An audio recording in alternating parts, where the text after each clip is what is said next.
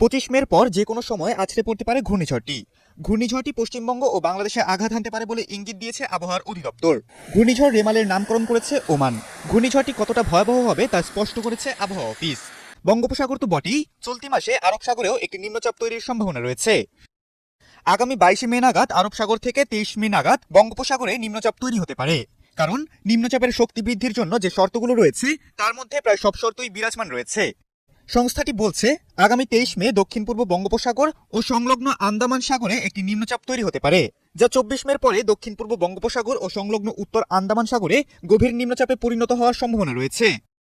পরে সেটি আরো শক্তিশালী হয়ে উঠতে পারে, যা এগিয়ে যেতে পারে উত্তর ও উত্তর পূর্ব দিকে। 25 মে সন্ধ্যার পর ঘূর্ণিঝড়টি পশ্চিমবঙ্গ বা বাংলাদেশের দিকে এগিয়ে আসবে। 2009 সালের 21 মে প্রবল শক্তি নিয়ে দেশের উপকূলে আঘাত হানে আয়লা। সে সময় ব্যাপক ক্ষতি হয় দেশের কৃষকদের।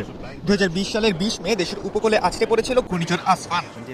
বঙ্গোপসাগরে সৃষ্ট এই ঘূর্ণিঝড়টির প্রভাবেও ব্যাপক ক্ষতির মুখোমুখি হতে হয়েছিল বাংলাদেশকে। তবে সুন্দরবনের কারণে রক্ষা পাওয়া গেছে সে যাত্রায়। এবার সেই আয়লা আসফানের মাসেই ধেয়ে আসার সম্ভাবনা রয়েছে ঘূর্ণিঝড় রেমালের।